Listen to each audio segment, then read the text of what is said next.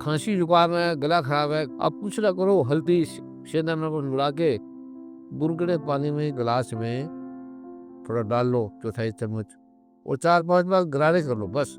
और पानी भी आप ठंडा मत पिया करें कि आप ठीक ठाक है, गर्मी है, थोड़ा गुनगुना कर लिया। जो आपको खांसी होगी, जुकाम होगी, ये इसी ठंडे पानी से होते हैं। गर्मी में आप चलते हैं और ठंडा पानी पी लेते हैं। और गुनगुना पानी ठंड लाता है, ठंडा पानी गर्मी लाता है। आप ठंडा पानी पीते रहो, आपकी प्यास नहीं बुझेगी। बच्चों के गले खराब है, खांसी है, वो बर्फ वाला ठंडा पानी पीते रहिए, उससे ज्यादा गला खराब होगा।